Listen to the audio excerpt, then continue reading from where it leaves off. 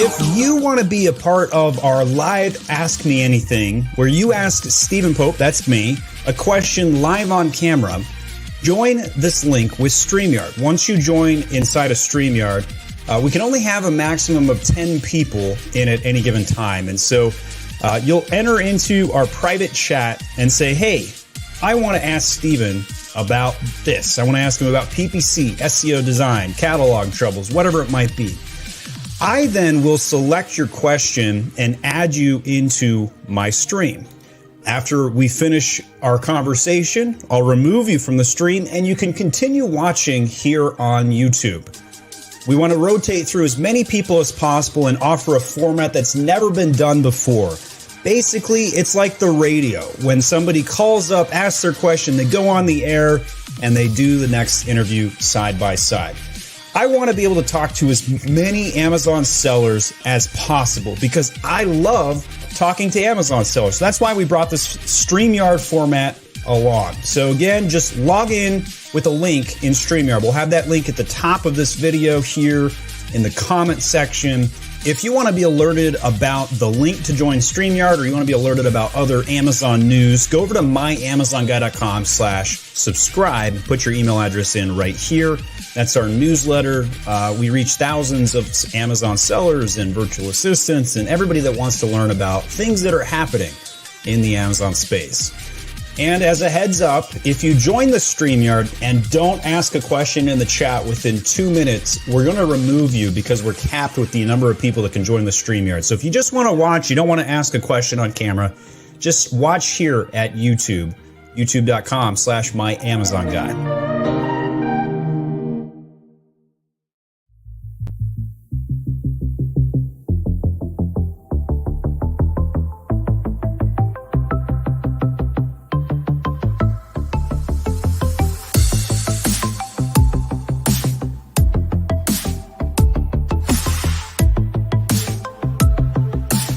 Doing a mic check, testing my mic. 1, 2, 3, 4, 5, 6.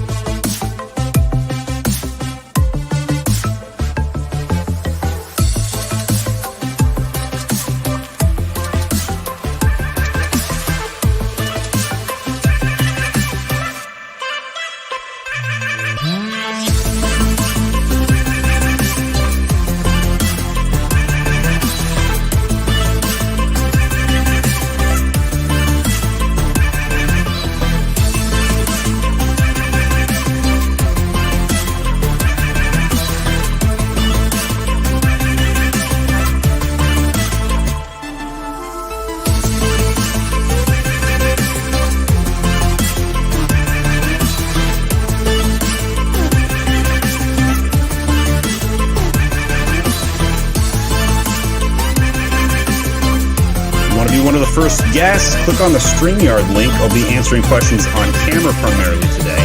If we have time or there's not enough on-camera guests, I'll take some questions from the comments.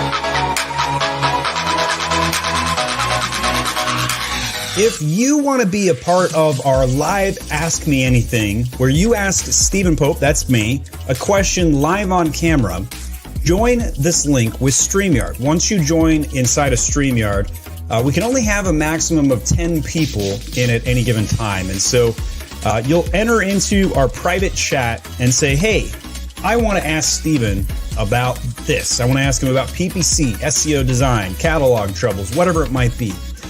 I then will select your question and add you into my stream. After we finish our conversation, I'll remove you from the stream and you can continue watching here on YouTube. We want to rotate through as many people as possible and offer a format that's never been done before. Basically, it's like the radio. When somebody calls up, asks their question, they go on the air, and they do the next interview side by side. I want to be able to talk to as many Amazon sellers as possible because I love talking to Amazon sellers. That's why we brought this StreamYard format along. So again, just log in with a link in StreamYard. We'll have that link at the top of this video here in the comment section. If you want to be alerted about the link to join StreamYard or you want to be alerted about other Amazon news, go over to myamazonguy.com/subscribe and put your email address in right here. That's our newsletter. We reach thousands of Amazon sellers and virtual assistants and everybody that wants to learn about things that are happening in the Amazon space. And as a heads up, if you join the StreamYard and don't ask a question in the chat within 2 minutes, we're going to remove you because we're capped with the number of people that can join the StreamYard. So if you just want to watch, you don't want to ask a question on camera, just watch here at YouTube, youtube.com/myamazonguy.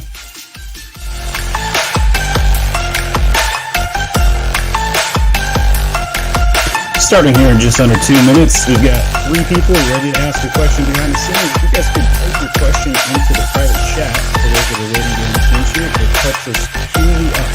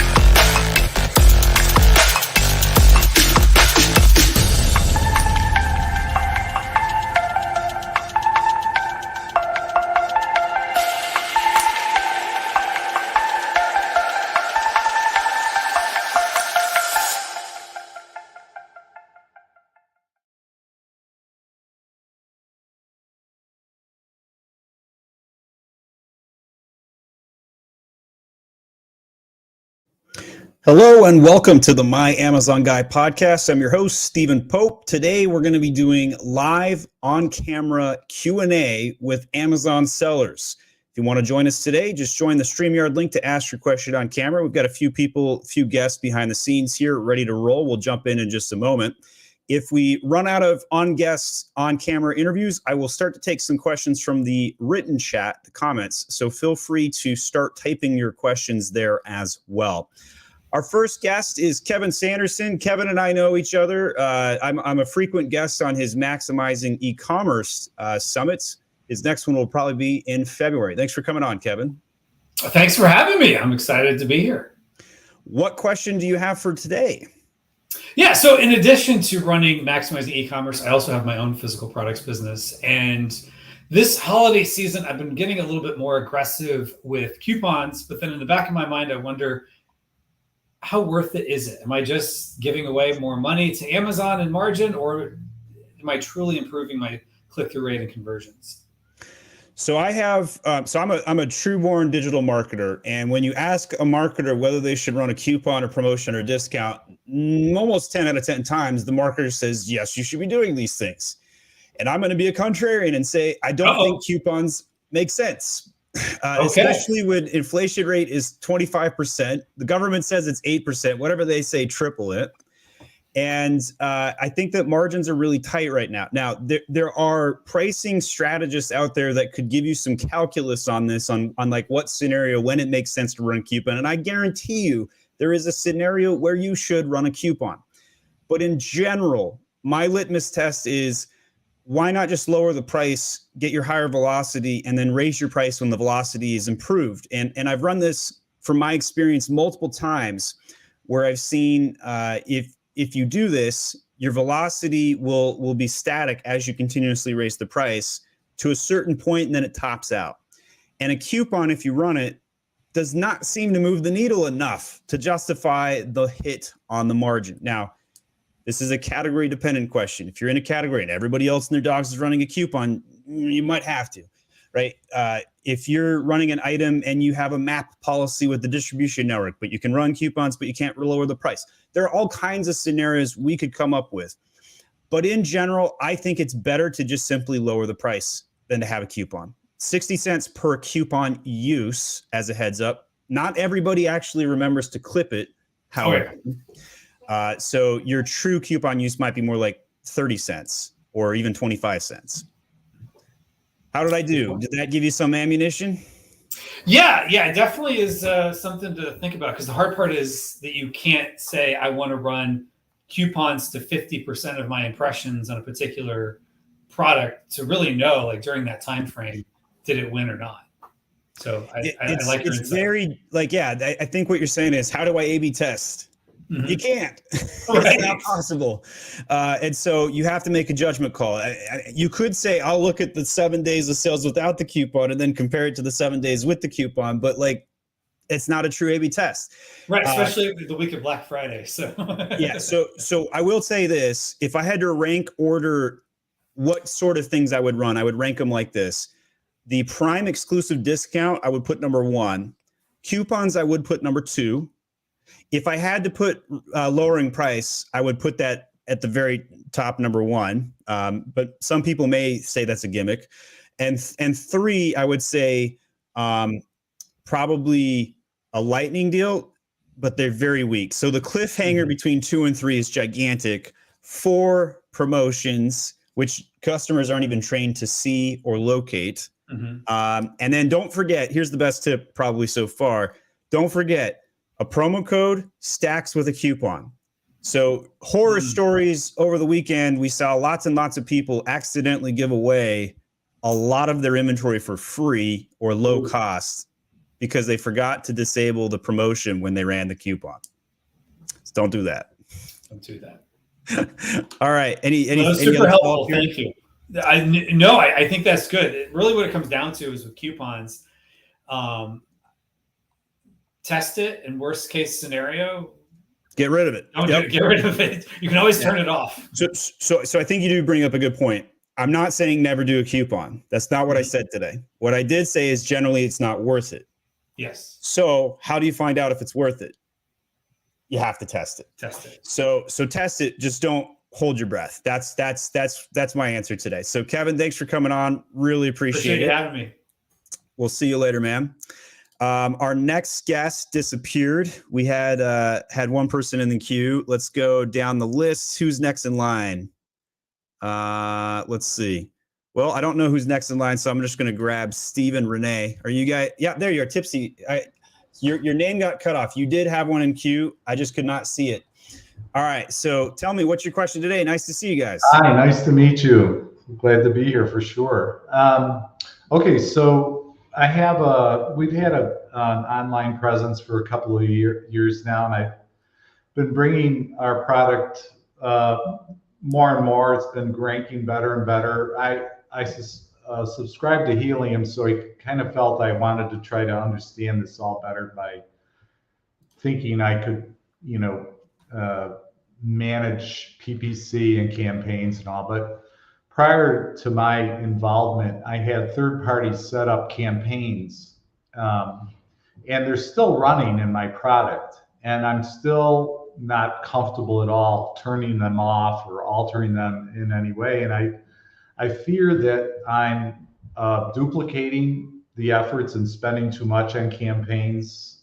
Great question. They're basically just, I don't really know how well they're performing, or if I could be doing just as well with one campaign instead of three. That I have videos running, I have exacts, I have a variety of things. So while I'm trying to learn, I'm spending a lot of money I don't think I need to be spending. So your inquiry makes perfect sense to me, and your why makes sense too. So you're trying to find out whether you should turn off some old campaigns third parties have set up, right? And your litmus test is I don't want to waste money. So it makes perfect sense. Yeah. The answer that I'll give you is most likely you shouldn't turn them off. Here's why. They're not duplicating or hurting you. Okay. Unless the ACOS is above your standard, right? So do you have an ACOS target? No. Okay. So, no, I don't. Do you know what your average is? Like 35%, 40%, whatever it might be? Yeah, that would be about what I'd hope to have. Okay. If the old campaigns are meeting your ACOS goal, leave them alone. Don't turn them off. So technically for instance, even in a PPC, 2 different word campaigns, are you paying twice if the same word is used no. in 2 different campaigns? This is a common question, and it's a little bit confusing because it is a marketplace of bid operations or auction house, if you will. But no, you'd never bid against yourself under any condition. That never happens. Okay. So whether you have 2 ad groups with the same keyword, or you have 15 campaigns with the same keyword, you will never bid against yourself. So there's no cannibalization as you have described. Okay. Having said that, there is a form of cannibalization, and I will define that, and it's very different than what you described. If you have a campaign that has more than 10 keywords in it, if you go into the data and the impressions, you will likely see that 2 or 3 of those keywords gets 80% of all of the impressions. Yeah. So the real cannibalization risk is not from one keyword in multiple locations. It's too many keywords in one location. Okay. And so segmentation is a valuable PPC technique to address this scenario. One of my favorite sayings is never negate a good working keyword. And that applies to your initial question as well. If you have something that is working, don't turn it off. Now, if you have some old third-party campaigns that you haven't done a bid optimization in 3 months and the ACOS is 15% higher than your target, okay, no problem, turn that off. But don't turn it off if it's working. Okay. Your video a few weeks ago on how to go into the Amazon, forgetting the technique, but basically gleaning out the words that are working prior to that particular inquiry was very valuable. Picking up the words of the day that are working for your listing. You're talking about the search query performance report? Correct. That was excellent. So and that I tried to apply what I discovered from that. I actually rewrote my title on one of my products, and it is performing even better. Now, it's hard to say this time of year if things are performing well or not, because this time of year, things are magnified. Usually they improve no matter what. So many people are searching, for everything. So here's the way you find out. So on the search query performance report, which is what our guest is talking about. So this is one of my brands called Lily Posh.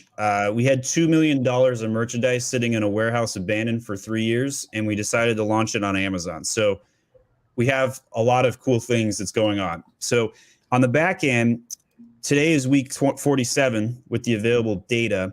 And if you took any one of the impression shares and the click shares, so if you looked at this column right here, brand share column down this way, and then the click ratio column right here, if you made the title to the change and your market share went up, even if your overall sales go up, that doesn't matter, because the market share, if it goes up, that proves the title change made sense.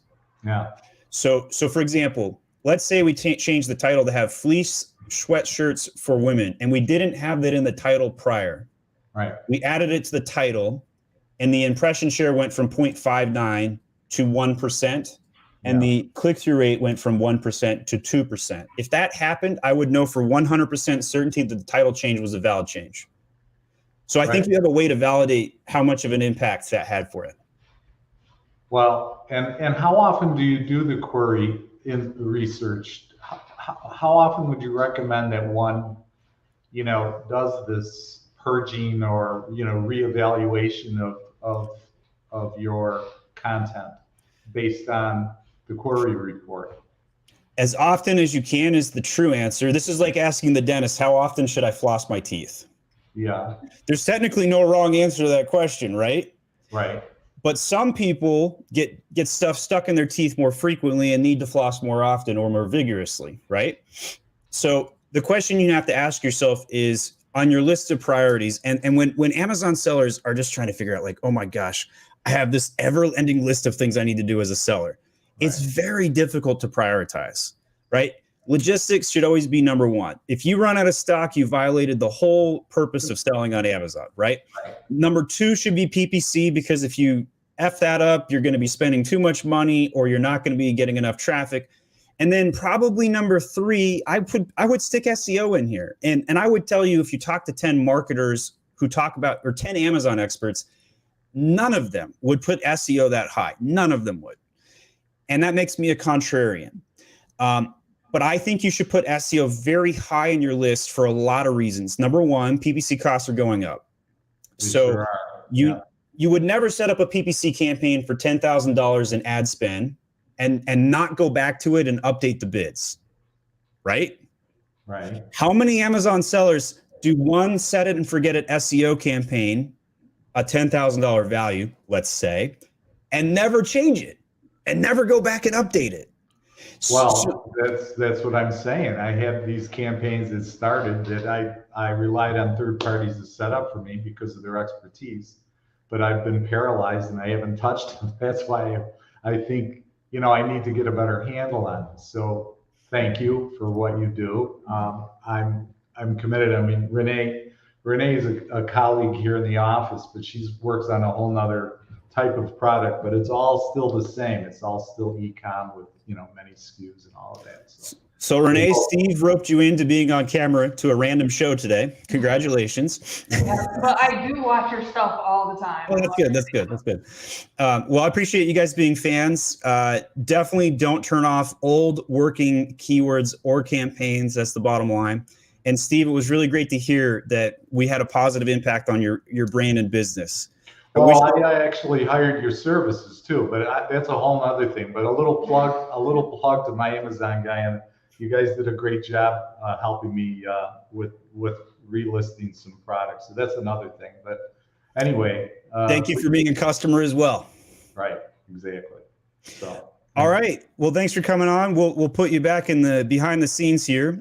Geraldine, my assistant, if you could post in the private chat and let people know like who's next, so they know when I pull them on, that'd be great. So we've got James, I believe, is next in line here.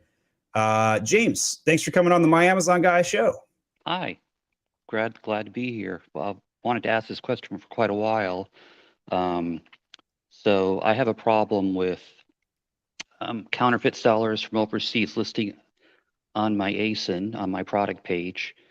And I go through all the steps. I buy the product, I report it to Amazon, and they do nothing about it. They always reject my request. So I don't know if there's anything I can do about it, or what's the next step.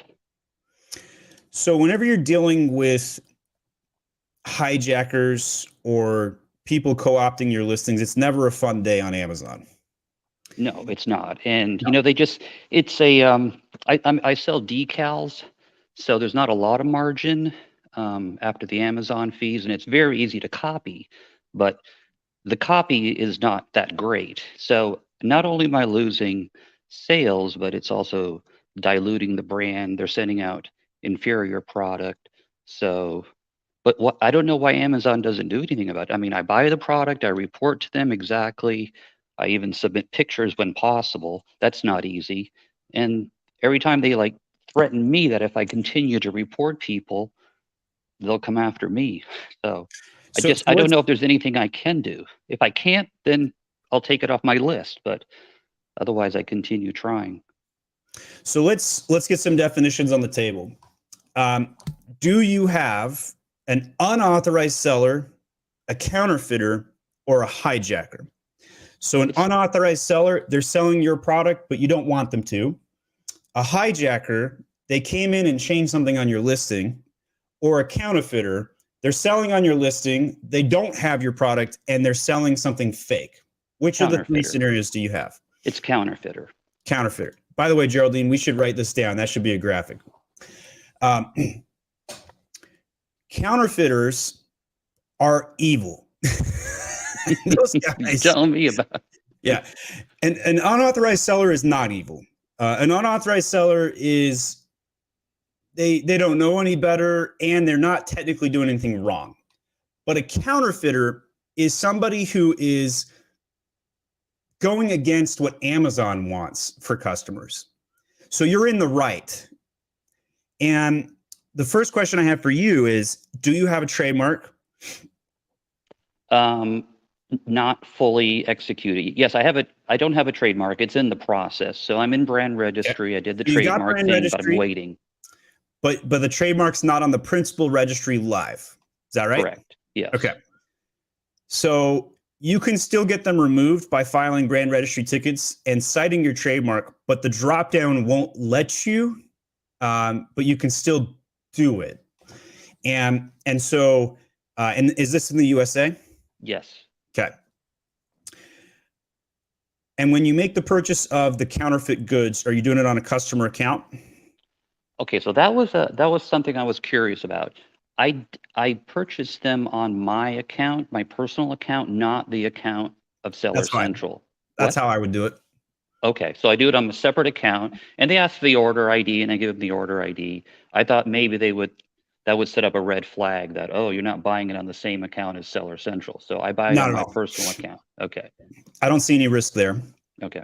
So I would say you're doing the right things so far. So what we need to figure out on this conversation is there an additional technique that you're not doing yet that we can add to your toolbox? That's what I want to investigate. But in terms of the steps you've taken so far, sounds good. Don't stop doing what you're doing. Is there any chance you would be comfortable showing your listing so I could look at the main image? And it's okay if not. I'm not going to force that. Sure. How do I do that? You want me to just tell you what to search for? Yeah, if you could put it into the chat. I know you're on your phone. Yeah, or you can, if you want to tell me what to search for, that's fine too. Okay. Let's see.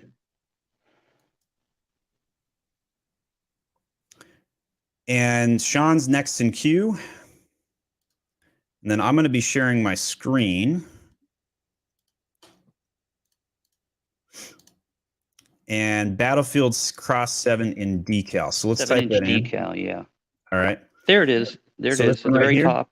Second one. Yep. Okay. I don't want to click on your ad. Okay. No, that's why it's the second one. So okay, first of all, congratulations, 855 5 stars. You must be doing something right. Okay. And so here's the listing, and it's a decal. So this is a commodity item. Mm-hmm. That's your first problem.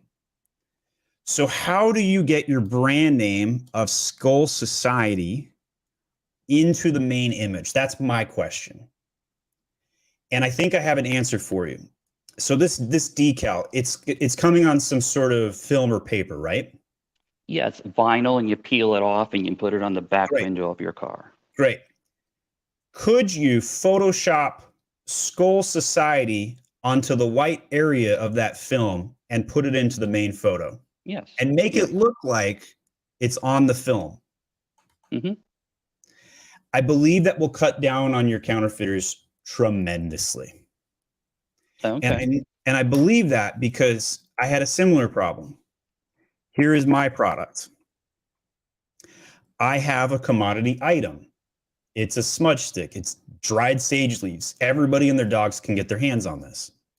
What they can't do is ship it in a white box that says Age of Sage on it. So I added branded packaging, and this isn't even that beautiful of a branded package. It's like an ink stamp. Ever since I did this, I haven't had another hijacker, or excuse me, I need to use my own definitions. I didn't have another counterfeiter. Okay. Okay. So that's what I would do with your products. I would add branding into the main image, and I believe it will cut down on the overall problem. So I believe I've addressed the inherency. To get off the current hijackers, I would recommend doing the purchases. This is a commodity low price item, so it doesn't cost you a lot to do it. Create an SOP, assign it to a VA, and have them do this routinely. Have them place the order, have them file complaints as a customer by going to amazon.com/contact and telling Amazon from the buyer account this is a counterfeit good. In addition to that, take those order IDs and file the counterfeit challenge with Amazon. And finally, if you make those main image changes and you still have a problem, I think you'd be a pristine candidate for Amazon transparency. And I don't like that program. Or at least I haven't heard it's worthwhile. But if it prevents counterfeiters, it would be. Okay. But I can't report it as counterfeit through my personal selling account. Yes, you can. Oh, I can? That seems like it would be ripe for abuse. Like, not at all. Oh. They're sending a product that's supposed to be made by Skull Society, and it's made by some dingbat. It's a counterfeit. It's not the same quality. It's not the same product. It's not made by the same dude in the same manufacturer. It's not the same item. Okay. All right. So from my personal account, I can buy it and report it as counterfeit, like I'm a regular consumer or buyer of the product. Correct. Okay. And then still go ahead into brand registry and report it as a counterfeit. Everything we talked about today is 100% white hat. Okay. You have no risks in doing what I've just talked about. Okay, perfect. All right. And I want to make sure I emphasize the main image hack a little bit more. Before you try and add your brand name to the actual film print decal white background sticker, put it into your main image as if it existed, just to prevent the counterfeiters. And once the counterfeiters goes down from that action, you can then justify telling your manufacturer, I need you to add this to the print. All right, perfect. All right, I appreciate James, your help. Great question. I hope that was helpful. Very good time talking to you today. All righty, thank you. All right, we'll see James later. And so we've got Sean. I don't see Sean sharing camera yet. Hey, do I need to share the camera? Yes, please. All right, cool. Hey, how's it going? Nice to see you, Sean. What's your question? A couple questions. If we found a potential product, how would we validate it outside of like keyword search volumes and stuff like that? Outside of like search volume and keywords.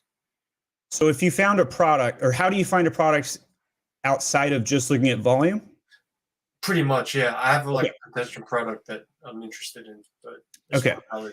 So, Sean, what are you a world expert on? World expert. It's a good question. First thing that came to your mind is the proper answer. What do you know more about? Even if it's embarrassing, Sean, it's okay. You can tell me. Well, a little bit. I'm a little bit of everything. I guess tennis is kind of cool for me. Let's stick to tennis for the purpose of our conversation. What is something about tennis that you understand that almost nobody else does? It's a game of errors, I guess. Okay. What is something that would reduce errors and is a product? It's what would reduce errors and is a product? Yes. Maybe. I mean, it comes down to your gameplay, no? I mean, it's. So forget skill for just a moment. Okay. if you and I are equally skilled tennis players and we're having a tennis match right now, who is going to win? The guy with better gear or worse gear? Better gear. Great. What is a gear icon that you could create that you would understand how to make or do? And this can be as simple as an accessory, such as a wrist towel. Mm-hmm. Okay. That's what I would do. That's what I would make if I were you. I would not go do it based on search volume and keywords. Okay. I would first start with your understanding of the product. Okay. All successful long-term scalable products start by solving a problem. If you go to market based on search volume, you're going to be one of the next victims of the next product that becomes hot and then it's not. Case in point, fidget spinners. If you try and become an Amazon seller or launch your next product, Sean, with fidget spinners, you would invest thousands of dollars and then realize by the time it went to market, it was a trend and it's gone. Mm-hmm.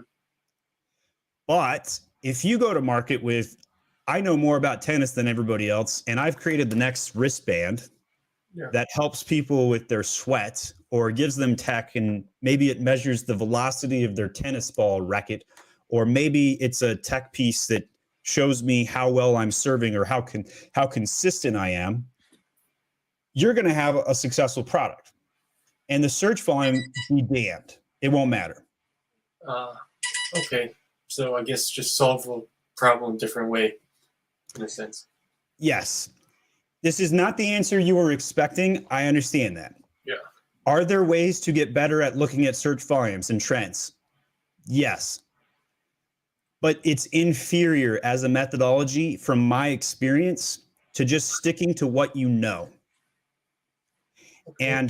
And then once you stick to what you know, you can supplement it with the research. All right.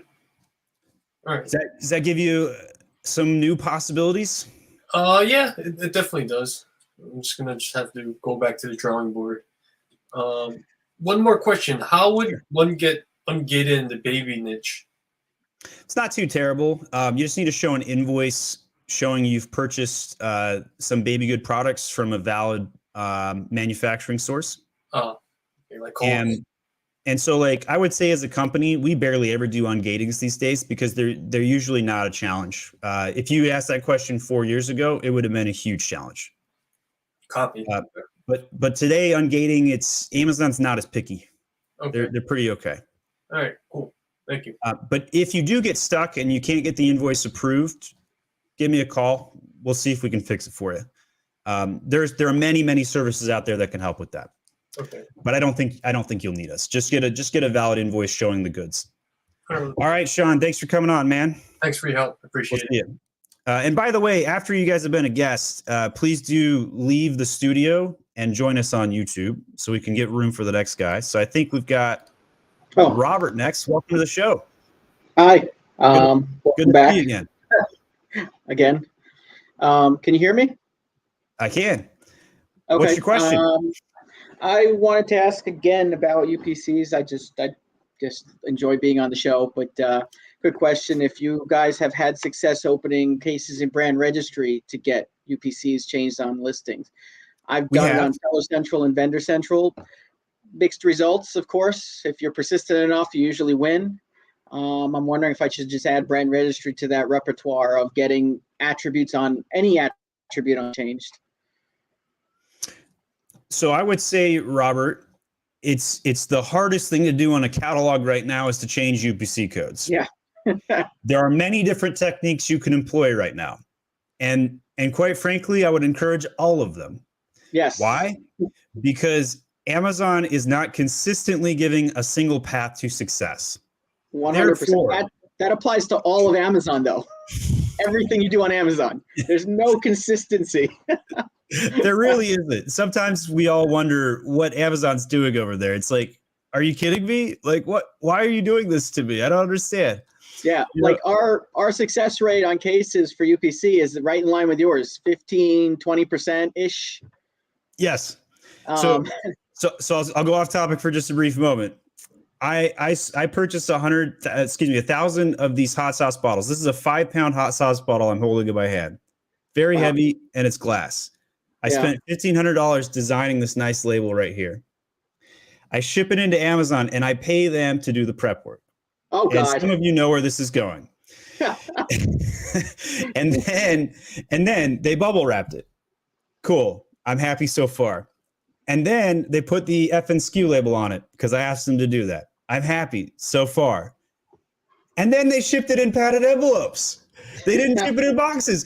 What the frick, Amazon? Like, so if they do that on the logistics side, it's of no question that they do the same stupid, idiotic catalog things on UPC codes. Oh, little off tangent thing about the glass bottle, just to mention, they have locked out the ability to fill in is fragile in the flat files on most categories. Nice. But if you can get it to say true, it will force them to use a box. There are tricks to do it. It's a little grayish. I don't know. But, where were you 3 years ago when I needed it used to be a field called ships in own container, SIOC. And you could open a seller support case and ask them to flip the switch on that. And then it would force them to use a box all the time. And technically, if that switch is flipped, I think it relates to the fragile flag in the flat files. I'm not 100% sure. But most categories, you can't touch that fragile flag. They lock it. They put conditional formatting on it. And I don't know if you take the conditional formatting off and then you flip the switch, if it works or not. I haven't A/B tested it. You guys can do it and put a video out. I would love that. Anyway, back to the UPC thing. So Robert, this is the first time I've ever heard about this, and I'm fascinated. And now I want to go relaunch. I really want to go relaunch my hot sauce bottle. Now I have a warehouse and all kinds of other fun, more profitable ventures. But I haven't researched the SIOC flag, what flat file field it relates to. But when I would open seller support cases, they would talk about ships in own container, SIOC flag. I'm surprised that I hadn't learned this yet. Thank you for teaching me something today, Robert. I did not know that used to exist or currently exists. Well, I've learned enough from your videos and podcasts and trying to keep up. So that was a really good tip Robert just gave. All right, let's go back to UPCs though. So there are various ways you can change a UPC right now. You can try doing it by flat file. I say try because it doesn't always work. 0 success rate. The second way is to file tickets in various capacities and contacting seller support, brand registry support, vendor support. The third way is to create a new ASIN and then to merge the two ASINs together. And of all of those techniques I just mentioned, the last one, the merging, is the one that we are finding the most success with. So can you elaborate on that? Because I've been kind of reluctant to do the merge technique. I know it. I've been somewhat reluctant to do it. You've had success merging two ASINs that have differing UPCs, just telling Amazon they're the same product? Correct. So what you do is you create a new product, you load the new UPC to it, make sure the brand name matches, of course. And then you submit a ticket and say, please merge these two. And you merge the old into the new. Now, there's consequences to doing this. And by the way, I'm pulling up on screen. If anybody's so frustrated with this, they just want to hire Mag to take care of it for you, we will do that, no problem. Cost is $500 per ASIN. We are super expensive. Why? Because it's freaking painful. And you're hearing Robert talk about this pain right now. But if you need it, we're here for you. But in terms, if you want to go it alone, I'm all for giving out free advice. That's what we do. That's why we have these shows. So if you want to go it alone, the best technique right now is to create a duplicate ASIN and merge the two SKUs. Now, merge what's the language you use? You say, so you have to say, I used to say things like the surviving ASIN should be this. Is that what you say? Is that how you say it? How you phrase it? Because yes, you want to merge ASIN A into ASIN B, and in my opinion, we're having the most success when the B ASIN is the new UPC. Now, having said all that, Amazon messes up mergers. Oh yeah, that's why I want to be specific about the language. My cases are never more than one sentence when I open seller support cases. Smart. Robert giving better tips than me today. Never say please, never say thank you, never use any euphemisms or any kind of politeness language. It's a waste of time. Although Amazon gives you 5 sentences of how much they care about you, and then they give you the answer you don't want. Robert, this is quickly becoming one of my favorite interviews ever. This has been fun. So merging has been very successful. I gotta add to my compliment real quick. I would put you in charge of Amazon support if I had a magic wand right now. and I would put you in charge of him and say, Robert said, don't put wasted text. Just be efficient. Don't be Tarzan. No too much word. Yeah, no too much. Because if seller support would do that for me as a service, I would be very, very happy. Yeah. All right. You're about to say? So I was going to say, so merging has been your most successful because we do have some ASINs I want to merge too. I don't know. I kind of like the idea of having more real estate, more organic real estate, having two ASINs, because we have legacy brands that we're cleaning up. So there might be two-pack ASINs that sell kind of well. I kind of want to keep both of them because it's more real estate, more keyword real estate. So there's a lot of theory to talk about to get through this particular topic. If you're a brand owner, there is almost no benefit to having duplicate ASINs out in the wild, almost none. There are some exceptions to that. Really? Yeah, because let's say you have two products and they're both at rank 100,000 BSR. If you merge them together, the chances of them being 30,000 BSR just went up by 5x. Why? Because all of the sales are hitting the same ASIN and it will snowball faster. There are exceptions to this rule. The exceptions include if both ASINs are in the top, say, 25,000 BSR, and they all are. And they have lots of good reviews. They do. Then that's the problem. Then that would be a scenario where you might want to maintain both. Yeah. But when you merge, do you lose the reviews on one? When you merge, do you lose reviews on one of them? Typically, both review sets are kept. I can't guarantee that, but that's how it's supposed to work. Okay, this has been helpful and it's been fun. I'll be back next Thursday. Okay, all right. Even if it's a more mundane question. Appreciate it.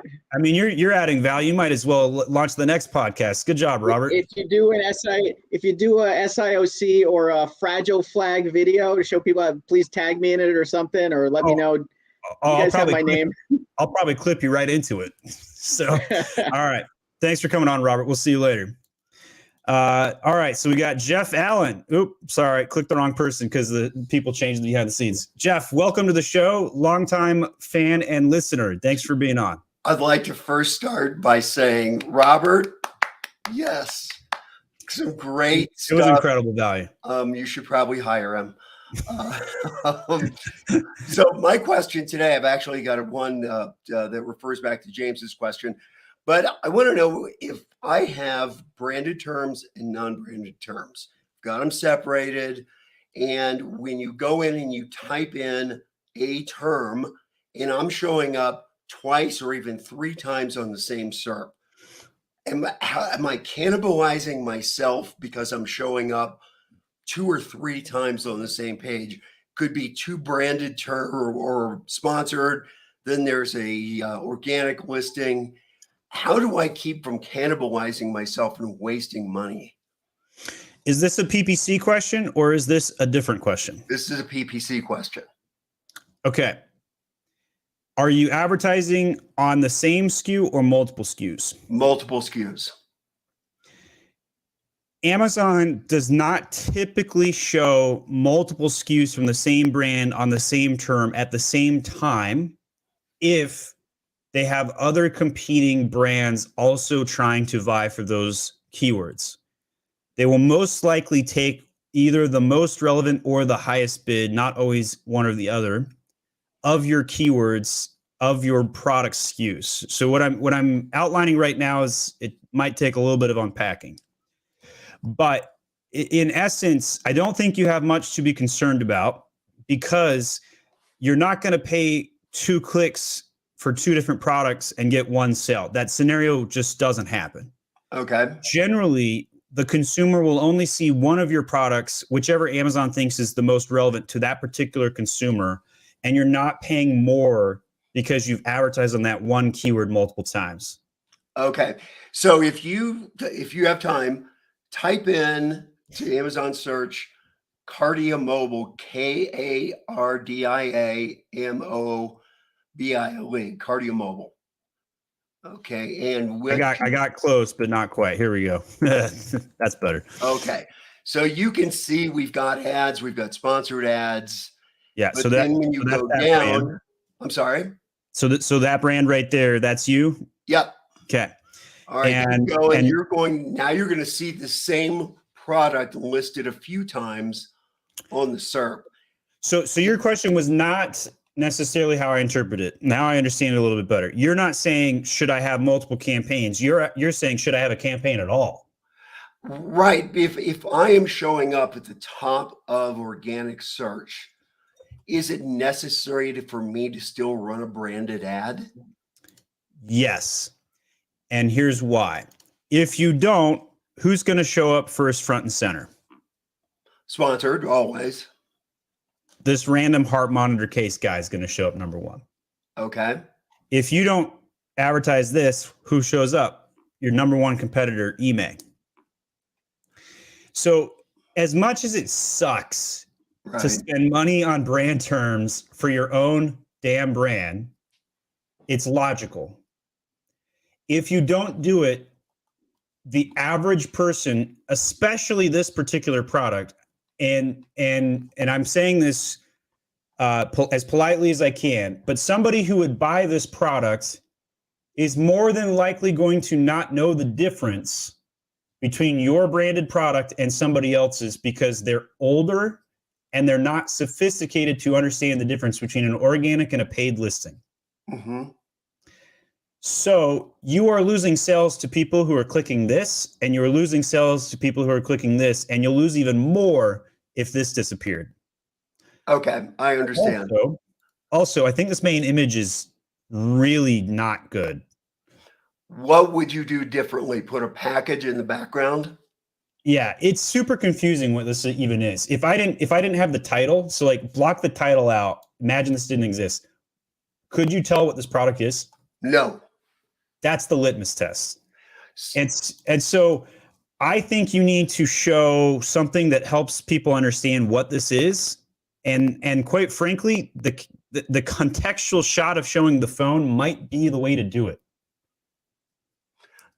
Change the first thumbnail and exchange that with the main image and make that the main image. Obviously, you can't have this exact image because it has text over it. You can't put text in it, yeah.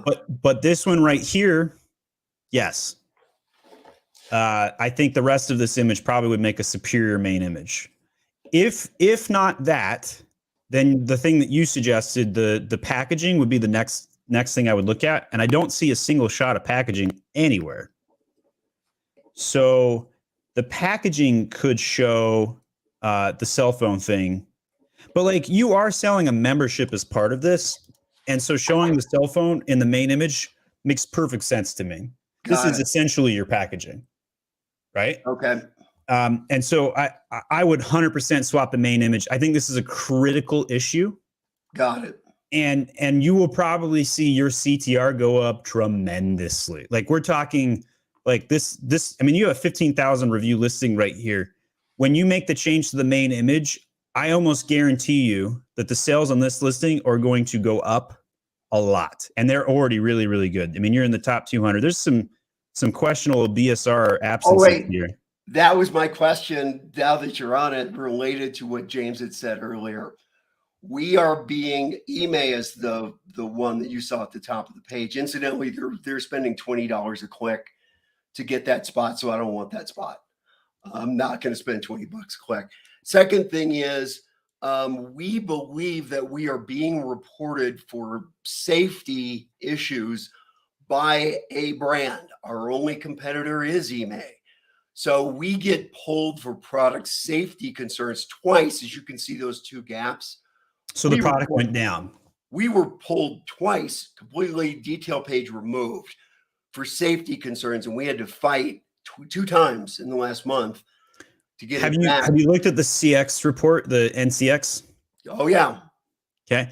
And so are they putting our customer comments, fake or otherwise, being cited as part of the reason for the removal? Yes.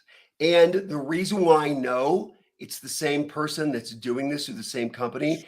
They used almost the exact word for word language in the customer comment that got us pulled. Epic. And there's a high probability they're Chinese. Oh, they are. I've already looked. All of our competitors are Chinese. That's very difficult, and I'm sorry to hear what you're going through. That is not a fun event. There's not a lot of defense you can do here, unfortunately. What I would do if I were you is I would send an email to Jeff at Amazon citing the instances, showing the proof, and being as concise as possible, and asking them to lock the listing to prevent this issue from reoccurring. I doubt it will work, but you gotta try. And the other thing I would do is if you think you know who the Chinese seller is, I know who it is.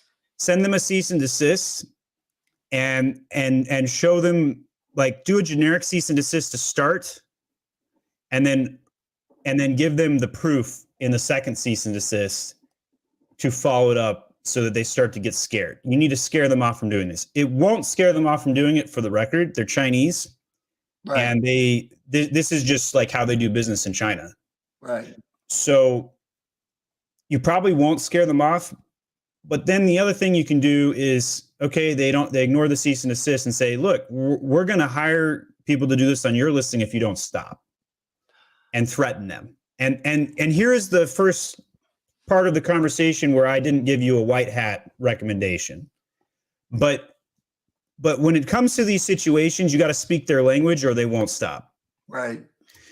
But I think that a lot of the things that we talked about, yes, you need to be spending money on your brand. Yes, you need to update your main image. And yes, you've got some major BS issues when your listing gets yanked. It's crushing your sales when that happens. Sure is. Any one of those three things is probably going to move the needle for this brand. Okay, because you won't see those gaps on any of the other products we list, just that one. So, and again, I'm 99% sure.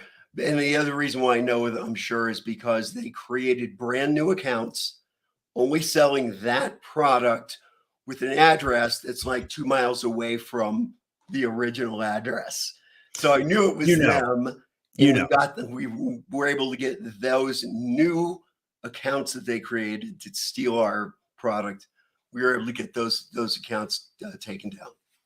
That's fantastic. It's not very often you talk to somebody that's had success beating the Chinese at that sort of thing. So congratulations, Jeff. You are in the minority. Last thing I want to talk and ask you about is, do you know how to do a Baby Yoda impression?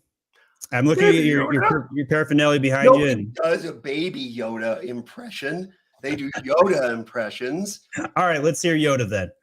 Yoda, eBay is stealing our listings. They are. Thank you for that. That was great. All right, Jeff, it was fantastic having you on. It's not the first. It won't be the last time. Come anytime. All right. Talk to you later. Bye, Jeff. All right. We have one more guest behind the scenes, and it's Ray. Welcome to the show. Hi, Stephen. Before we dive in, anybody that's watching us live on YouTube right now, if you want to be one of our next guests, click the StreamYard link in the top of the description. We'd love to have you be joining us next. We would love to have somebody in queue.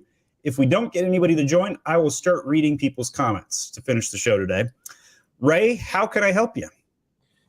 Right. My listing was hijacked, and the hijack actually co-opted the listing and actually changed the brand name of my listing. So my question is, how do I successfully change the brand name back? Did you have a trademark on the listing that got changed from? Yes, I do. It's very rare for me to hear that a listing was changed when the brand registry was in place. Just to confirm, you had the brand registry in addition to the trademark?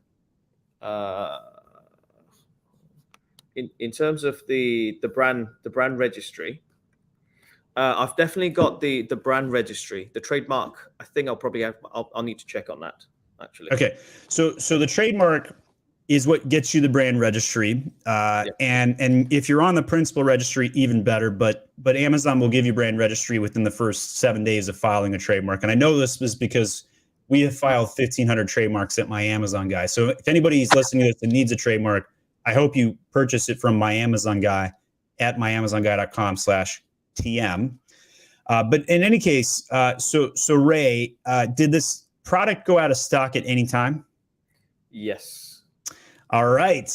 So if it goes out of stock, the Chinese, which is a reoccurring topic on today's show,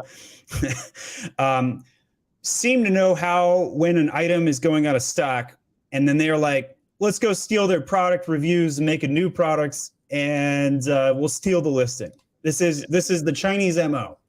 Yeah. So can you solve this and can you recover the listing? Answer, yes. On a scale of 1 to 10, how difficult is it? It's about a 9.5. It's easier than changing a UPC code right now, though. So yeah. That's the 10. But it's very difficult. So here's what I would do. Here's the steps I would follow if I were you. Mm-hmm. Number 1, file a brand registry ticket showing the history and saying, hey, you will see on my account I've had sales and the brand name was X, which I have brand registry for. Yeah. Another dingbat Chinese seller came in and stole my listing. And they changed the brand name. Here is my request. I would like you to change the brand name back and lock them out and report this seller. You will get an auto response about how this isn't possible and it will make no sense. You're then going to escalate and hit reply on the ticket, probably 3, 4, maybe even more times. And so this is very, very difficult. By the way, for those who want to join us on today's show, here's the StreamYard link. If you're watching, you can see that in the description. Feel free to join us. And you can come in and ask your question live. So you're going to reply back to this ticket several times and escalate. Your goal with this escalation is to make it so that it gets seen by higher up, because the regular Joe Schmo entry-level support rep cannot help you. After you've escalated this over the course of 3, 4, maybe even as long as 5 days, I then want you to send an email to jeff@amazon.com citing Dear Seller Escalations Executive Services. My product was stolen by a Chinese hijacker. Here are the cases where I've tried to get this done through seller support and brand registry. I've had no luck. Can you please help me change the brand name back? Mm-hmm. And probably over the course of 2 to 3 weeks, you will succeed finally.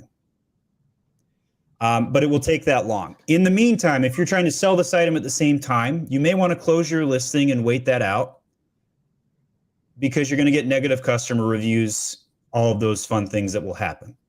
Yeah. The other thing I would do is I would buy the item from the hijacker from a consumer account and attack them from that angle too.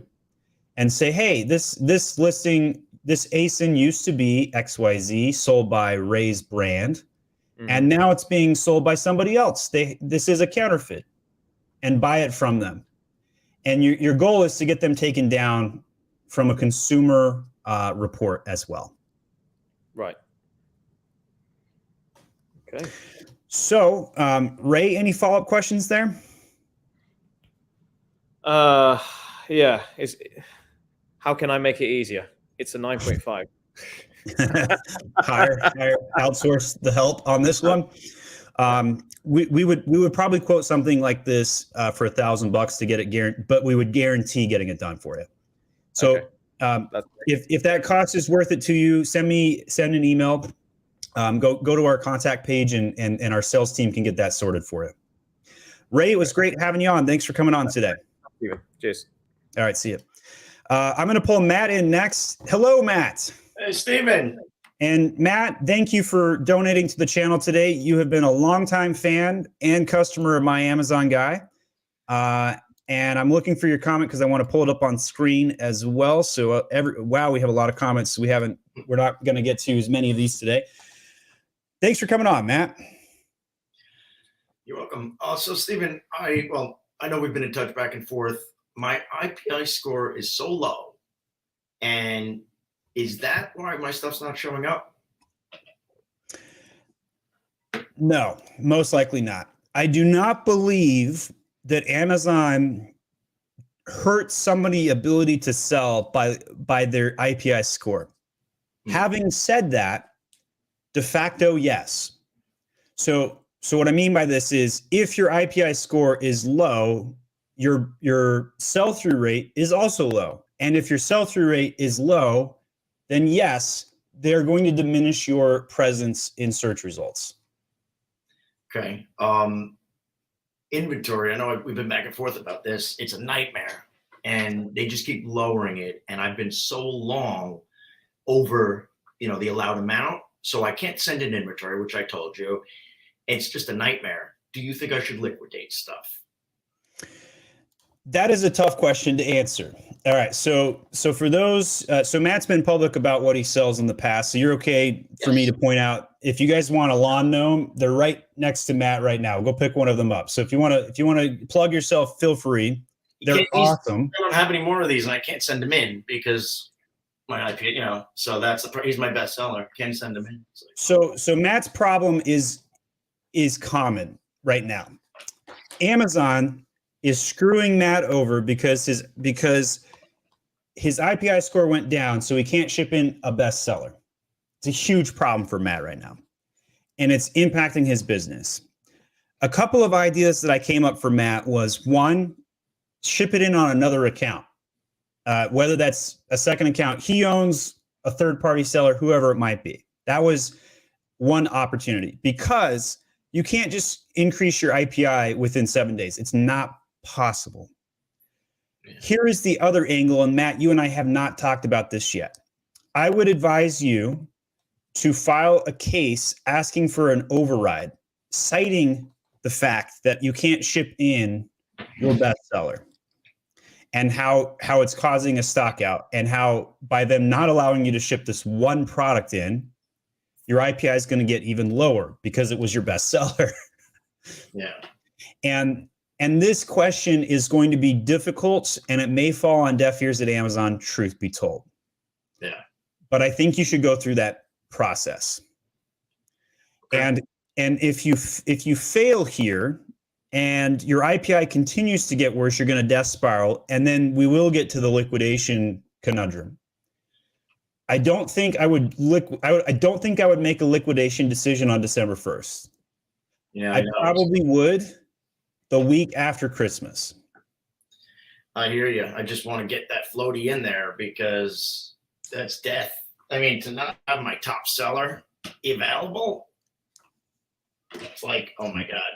It's a worst case scenario. It violates rule number 1 of Amazon. Don't stock out. And so I think that you can make a compelling case to ask Amazon to override your situation. I think you have avenues, whether you use a 3PL to ship it FBM, which Matt's already told me is not doable. It's too expensive. Which is why we didn't suggest that on the show today. Yeah. And expenses makes perfect sense why. Yeah. And then having another account to ship in on the FBA would be the other opportunity. Yeah, that's I think what you mentioned. I wasn't clear. I appreciate that. And it's probably the worst time. It's like, yeah, you want to dance with that in December? No. Yeah. Well, the secondary account scenario is probably a fast acting solution because you could make a shipment today, right now, right? Like, for example, if I was your buyer and I said, Matt, cool, you sell this at $50, I'll give you 15. And I'll take care of all the other expenses. You make 15, I make 15. Or, obviously my math doesn't check out, but you get the idea. And then cool, I send my shipment request to your 3PL. They ship it into my account. I'm up and online on FBA in less than 48 hours, and you're starting to sell the unit. The reason why that's not an ideal outcome for your account, though, is that you're still having your IPI score go down and further down. That's the problem. I'm just unclear Stephen, how you're saying, for example, your account, or you're saying me opening a second account? Either way. Now, how would you sell it on your account?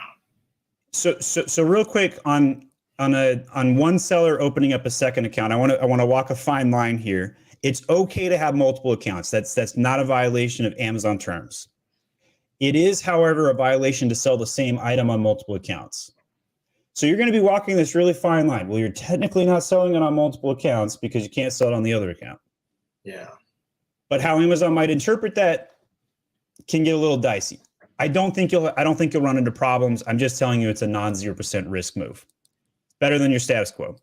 As for you selling it on my account, there's two ways that can work, or anybody else's account, by the way. By the way, I don't currently do this for anybody. In my conversations with Matt, this was me trying to do a favor for him. The reason why using a secondary account is a potential way to take advantage of the Christmas rush is because you can ship it in immediately and they start selling it. You still own the ASIN material, you still own the brand registry and all that good stuff. It's just another account selling it. They don't have an IPI issue because they have good IPI or whatever. Is that what you recommend? It's one possibility. I would attack this from every possibility if I were in your shoes. I like for example, I would sell a 40-day or 20-day supply somewhere in that range to anybody who's willing to get your product back in stock right now. It's in your best interest. What do you mean? Like who? Like how do I do it? Me, a third party. Go look up on Smart Scout other sellers in your area and contact them. Make a Facebook post, make a LinkedIn post, say, hey, here's my problem. I'm looking to sell wholesale a 20-day supply to keep me in stock. Is anybody willing to do me a favor? I'll make it worth your while. Here's what you will win on this deal. Maybe you don't make the COGS public knowledge, but whatever. For their time. That's what I would do if I were you. I just and I appreciate it. And I just don't follow. So let's just make it up hypothetically. So you said, Matt, I'm going to buy a 20-day supply. Great. So now I call my 3PL and you list my item on your seller account? Yes. I can pull my phone up right now and put your ASIN on my account in seconds and create a shipment within 15 minutes. And then I would give the shipment information to the 3PL or whoever you decide to do this with. So I couldn't use current inventory that's there. Not at FBA, no, but at your 3PL, yes. You would be making a new shipment from a 3PL location or the warehouse into FBA.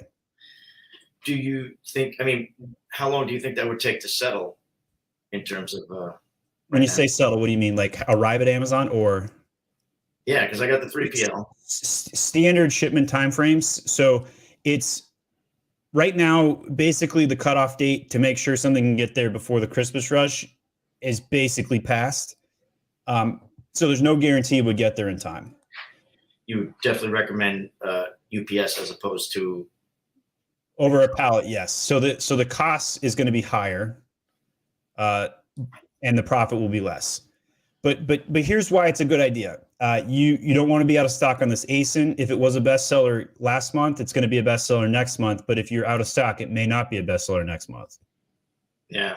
So last thing, and I appreciate your patience with me. I don't know anyone.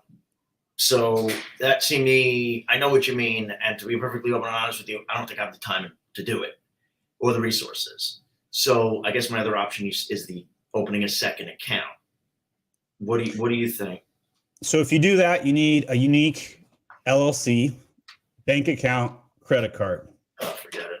Yeah. So, and I do have lots of good videos on multiple accounts. So if anybody's watching this and is like, hey, I do want to open a multiple account, type into Google multiple accounts, my Amazon guy. I have a playlist of videos for you to watch. They're terrific, but I've watched them and it's time consuming. It's a lot of hoops.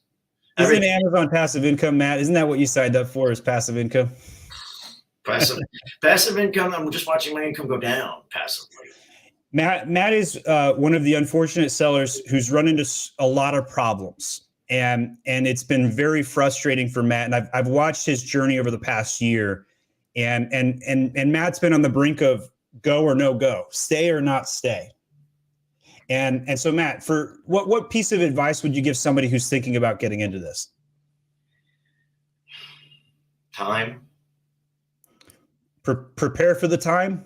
Yeah, it takes a ton of time. And I spent so much time. And what happened with me is I spent a ton of time. And then what happened, I didn't see returns. So I couldn't do it anymore. It was like so much time. It didn't matter. I've done everything and anything. I think better product research, to be honest. How does that sound? So better product research. Yeah. And when I think about selecting a product, I always like to tell people, stick to what you know, data be damned. Is this a product line that you were just a super familiar person on, or how did you decide these products? So I have another product that I came up with. I actually would love to send you one to get your opinion. It's a toy. It's too late. I did it with my daughter. It's awesome. I feel like I want to show it to you. And it's different, and I thought it was going to be humongous, but I didn't get helium-10. I was watching another YouTuber talk about a passion project. I think I told you about this. Anyway, then I used helium-10, and I found the gnomes. And I was super intrigued, and I did my research, and I didn't see anything that I really liked. So I was like, I could do it better. And that's how it began. So anybody that wants to get 20% off helium-10 to do their product research, I just dropped a promo code. It's Stephen Pope 6M20 in the chat. I do recommend, once you've selected your product, to verify it using helium-10 research. In terms of your second product, or the toy, I want to give you cheerleading hoorah, if you will. You don't have to be winning on your first product to eventually win. And in your case, Matt, you may want to go from 8 SKUs, or whatever your SKU count is, down to 1 or 2 with the gnomes, keep the best seller, liquidate the rest, and start a second toy that's not a gnome. And one of the mistakes that I think Matt made is, I think he went too deep, too many SKUs on his like, before he even like engaged anybody else. He bought all of these different units. And what I would recommend doing is, instead of creating a whole brand line in one SKU, one type of item, i.e. gnome, what I would recommend new sellers do is do 1 gnome, 1 flamingo, 1 other grass lawn product unrelated to those 2. And don't do deep on colors, go deep on broad, not in depth. So when you're talking about that second toy, I would encourage you, because it's a new line. It's not in the gnomes. I just kind of wanted to, I guess I want to make sure that it's not a complete failure. And could it stay on the same? I have 2 trademarks. Actually, that one's it's trademarked already also, the other thing. And I have them. It's ready. It's made. Then it's a no-brainer for you to proceed. You still have to solve your IPI score issue in the meantime, but you should proceed. Get the listing made, get it ready, and try and figure out how to ship it in somehow. Yeah, okay, that's good advice. All right, I mean, if I were to, like, I have so many units, it's sick, and they're all at my 3PL, who I told you that's a nightmare. So if I were to liquidate, of course, liquidating stock at Amazon's easy, right? What do I do with the 3PL? So you have all the stock at the 3PL. What you're going to want to do is find a liquidator who will purchase it and get it off your hands. And they're going to pay you somewhere between 2 cents on the dollar to 10 cents on the dollar. That's the going rate. But at least they'll take it all? Potentially. I have used a liquidator before. I do not know a single person who would recommend a liquidator. Because it's such a bath. I mean, it's a margin play for them. So all they care about is the margin. That's it.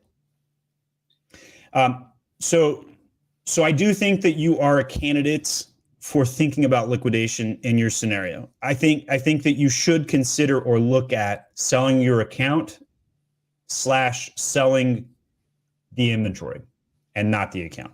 The liquidator doesn't care about your account, but a strategic Amazon buyer would. They would care about the account. And then let's say you did sell the account and all of the inventory. You could always open a new account for the second toy and start over. That's fair, but no, who's going to buy it? You had recommended that somebody, and I spoke with them. So I recommend the brokerage Quiet Light. Your brand is not an attractive purchase that they would want to go to market with, most likely. I think you would probably are better off posting it organically through social and just being honest about the buy up front. Just say, because people know if you do that, they're going to know you're desperate by default. and that's okay. Just sell right into that objection. Just say, guys, I've got some pain right now. Here's the situation I'm dealing with. Here's what I'm thinking of. I just would like to get out of my position as best I can. It's a sunk cost. I want to start my next thing. That's what I want to do. Entrepreneurs do this all the time, right? There's groups like the Entrepreneurs Organization filled with entrepreneurs who have had a failed project and then immediately snowball into a successful one. There's also a lot of entrepreneurs who snowball into 3 more failed projects. That ain't gonna happen. But the difference is you've now got some road rash. And somebody who's deductive like you, Matt, needs road rash, and then you'll make better decisions. You learn by making mistakes. So I have a very positive prognosis about your future, and I want to give you some encouragement. I was very real with you today, and I told you the same advice that I'm giving to the public that I would privately. Good. And that's the authentic nature of the show. And I'm also very proud of you for your willingness to be vulnerable on camera. I mean, like, sincerely, if there's anybody watching right now that feels Matt's pain and wants to buy his brand, how can they get in touch with you, Matt? Garden Gnomes Galore, all one word, GARDEN, GOGNOMES. That should be right here. At Gmail or? GardenGnomesGalore.com. Okay, so that's how you get in touch with Matt. We just gave him a little ad and a pitch because of the value that he shared today and the vulnerability. This is the sort of stuff you never see anywhere. This okay? is Stephen, one quick thing. So I appreciate all the advice, and I'm completely frustrated at this point. And as you know, what I do for a living, this isn't my living, so the problem is time. You're right. Anyone thinks it's passive income? Nope. It's not even close to passive income. Okay, it's a full-time job, and it's just me doing it. I don't have a team, so I'm very frustrated, overwhelmed, over my head. I'm losing sleep, stressed. What's my first actionable step? And by the way, your team is good, and I'm a customer. I'm a little plug for my Amazon guy, the best. I've hired them for PPC, coaching calls. You guys have done cases for me. Highly recommended, the best, period. But, thank you for that endorsement. Thank you, Matt. Your team you guys handle my PPC, and your team just emailed me, my gun gnome, they're canceling campaigns on him. They're not letting me, I got that. Amazon is a woke platform. So it's just like everything's just crumbling. So my question is, so when you say, maybe I could start with getting rid of some ASINs and taking the loss. There is no question in my mind you need to liquidate your bad SKUs. Any Amazon expert will be able to identify this for you. It's obvious. Yes. So how is probably where people debate it. Yeah. If you did a removal order right now and just said, you know what, to get the best seller in, we're going to liquidate 75% of the portfolio, and then you shrunk your business down, you donated the inventory or you liquidated it somehow, and you washed your hands clean. All of that is possible. Timing, debatable. How quickly you need to do it, debatable. Who you do it with, debatable. There's not a wrong answer on these questions. It's going to be a preference point for you, or it's just a how do I do it? I need to know how kind of question. Has to be done. Something has to be done. I'm dying. So, and I don't know how to do it. It's really, And I'm a growth guy. The going in the elevator on the way down part, I'll be honest, that is not my skill set. And so I don't know who is the best in the world at closing things down. That is not something that's a very different world. I know what the steps should be theoretically, but the actual tactical of going through it, I don't have the road rash there to help you. I'm sorry, Matt. Okay. Well, all right, I'll look into it. Maybe so I should start eliminating ASINs and just like no brainer on that. You should. Okay, liquidate the inventory at Amazon, and then my 3PL. What if are they going to charge me to get rid of it? Yes, they will. They'll charge you to ship it. They'll charge you to put it in the trash bin. Yes. Last thing I'll tell you, I did a removal order, 4,100 units. they removed, I think, 3,600 because then not all of them are capable. What do you think they cost to that removal order? I'm going to guess $3,000. 7,200. I was way off. Yeah. Yeah. So even to just get out of your position, it's going to cost you money. When you talk about dying, I feel you. Dead. It hurts. Yeah. And so to get out, it costs money. That's the whole thing. It's like it costs money, all right. You've been very, very patient with me. Thank you. I think you have been generous with what you've shared today as well, Matt, which is why I gave you extra time. I think it was just a genuine interview of when things don't go perfectly. So thank you for coming on, Matt. And I hope that a year from now, we hear about the next success and not another failure, because I know you're an entrepreneur. You're going to do it whether you want to or not. You're just programmed that way. My Amazon guy will be there every step of the way. We'll help you where we can, Matt. All right. We'll see you later. Thanks, Stephen. Bye-bye. All right. Curtis, thank you for being patient. We got 3 gentlemen in the scenes waiting to come next. So Curtis, welcome to the show. Hi, Steve. Thanks for having me. Thank you for your time and your knowledge today. So 2 quick things for you. Retail contributions. By the way, I like your Christmas decorations. You're festive and behind the scenes there. Oh, thank you. Yeah, certainly try here. Me and my coworker were like, we got to deck the halls here at the office. There you go. Yeah. Anyway, retail contributions. Things are pretty steady with us for a while. We are brand registered. We are the manufacturer of all our products.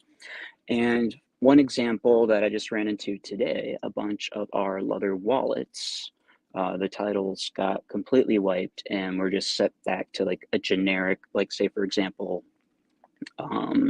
we have leather wallets that have scripture on them, and we have a full length take advantage of all the characters in the titles.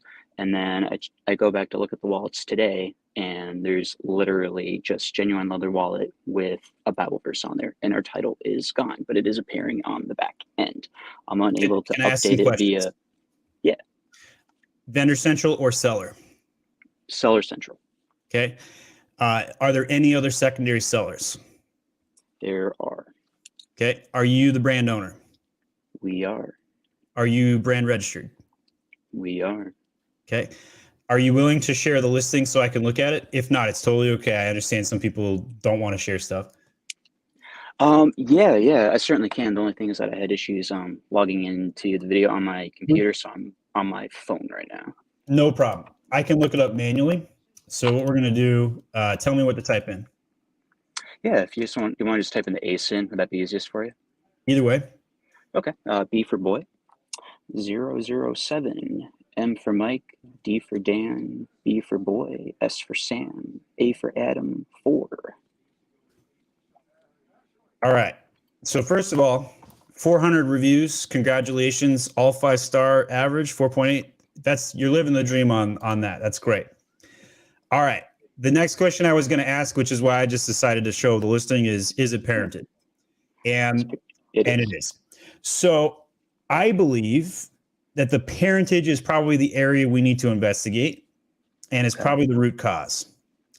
Okay. So when we look at others, there's only one other seller on the listing. The other thing I was going to ask you is if you had loaded this data to Canada. To Canada, no. I recommend that you go download the CLR report in Canada. That's the category listings report in Canada. And I want you to compare the data between Canada and the United States. Interesting. Okay. And as a heads up, I've got a hard stop in 10 minutes. So we'll do 5 with Curtis and 5 with David, and you guys will be the last today. So I think that the 80% chance this is a parentage issue, 20% chance this is data conflict issue. I don't believe it's so you were zeroing in on the retail contribution issue. And if it's that, it could be that the retail contribution is coming from an alternative source, and that source could be a secondary seller, the seller of record, or Canada. Okay. And so go check on Canada. Now, is there a reason you brought up the retail contribution? Was there like a ticket where Amazon said you weren't the retail contribution? It has happened in the past, and whenever I've asked them to, when they've told me that there's been a retail contributor in the past, 9 times out of 10, it's usually because of a retail contribution when we've had these issues before. Haven't had this issue come up in a while, but when I do reach out to seller support and explain to them the situation and leave like retail contribution out, they'll come back and say that there's retail contribution on your listing, and then they'll close my case. Okay, so they did use that. They brought that language up with you. They have, not you bring it up with them. Yeah. Okay, so the reason why I'm going to zero in on why I think it's a parentage issue, and if it's not that, it's definitely the retail contribution, like you talked about. This is going to be a super either or binary. It's one or the other issue. If it's the parentage, it's because the title from the parent is overriding the child's. And you're in a category where I've seen this happen. And I sell in this category myself. I have a Lily Posh brand, and I also have holster brand called Holsted. And so my question for you is this contribution issue happening on the entire parentage or just one SKU in particular, like this one? It's happening on a few SKUs, actually. Some of those titles that you saw there are, in fact, correct. They need to be updated, but the ones that you see in full, some of them are in full, and then some of them aren't. A bunch of them are truncated. So to be clear, it's not the whole parentage affected. Exactly. Okay. That's correct. In my experience, if it was a parentage issue, it's the entire parentage. So I went for my 80-20 on this, and I'm now thinking the opposite. I'm now aligned with your conclusion that you had coming into this, that it's a retail contribution issue. So you need to figure out, and by the way, if it was a parentage issue, the way you could test it is by destroying the parentage and leaving them separated, see if it fixed the title, and if it did, then I'm right. It's parentage. So if you want to test that theory, remove one of the broken SKUs out of the parentage and test the theory. Okay? Okay. Yeah, it's worth trying. Yeah, it's probably not that based on our conversation, but I think you should test it if you can't get it fixed any other way. So on the retail contribution, the way to solve that is by to ask them to use your seller contribution. And I would file brand registry tickets. You've already told me that your seller contribution is reflecting on the back end. One follow-up question. Do you have the UPC field in the GTIN field? We do. Okay, so that shows up on the back end as well, correct? That is correct. Okay, so if it's a retail contribution issue, it can come from one of multiple locations. 1, Vendor Central. 2, the catalog team, which is basically a Vendor Central light team that just manually overrode it and did whatever they wanted. 3, an alternative seller. 4, an alternative marketplace attached to the ASIN on Amazon, i.e. Canada. Or 5, it's coming from your own data. So the last one's the easiest one to rule out. All you got to do, copy the ASIN into your backend, look at the backend data. If you have a duplicate SKU, check that one as well. You'll probably rule that one out in like 10 seconds. And make sure your UPC is loaded. So with all of that said, have you filed brand registry tickets? In the past, yes. For these particular products, not yet, because I just noticed this today. Okay. When you filed brand registry tickets in the past for whichever SKU had an issue, did it fix it? Not every time. They're very inconsistent over there, just like they are in seller support. Yeah, so sometimes it works. Okay. Exactly. So I got to wrap with you in the next 30 seconds here. What I would recommend doing is brand registry tickets. Ask them to use your seller contribution. Say, I have the brand registry, use my seller contribution, and in the reply to the ticket, when they give you the blanket no, give them a picture of the item on your cell phone and say, seriously, I need you to update the title. Here's a picture of my product. Or even better, give them the manufacturer URL. Yes, we've done that, and then I've even given them batch IDs too with all the correct information. Yeah, I don't think you have a data issue. I think you nailed it. I think you have a retail contribution you need to override. So showing them your data and the batch IDs, it's not a terrible idea, but it probably won't help. I think you just need to throw man hours at filing brand registry tickets to ask them to update the title. I think your solution is as simple as that.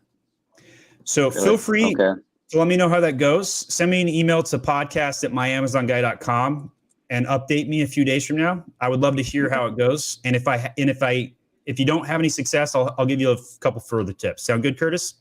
Sounds good. I appreciate your time, Steve. Thank you so much. Thanks for coming on the My Amazon Guy show. We'll see you later. David, our last guest, and I'm supposed to be interviewing somebody in 4 minutes. So how can I help, man? I'll get to it quick. Thank you for having me on. Thank you for your knowledge on the show. Really appreciate it all. You're very welcome. I have a listing here. This is one of my clients' listings. And we recently went out of stock. I know, biggest no-no in the book. That's rule number one. Rule number one. Also rule number two. And two. So she stocked out because the manufacturer ran out of the material. So we had to go search for more Poron, which is the special material in this product. So we just stocked back in and we have a lot coming in. I'm trying to get our rank back under 15K, 20K, but we can't get under 30K now since we stocked back. I think the content's all there. I think our advertising's all there. We're set up nicely. Have you looked at the search query performance report yet? Yes, of course. Which keywords did you lose market share on? That's what I think you need to identify. Is it broad all, or is it like we lost a sector of keywords? Right. It was mostly a sector of keywords. Okay.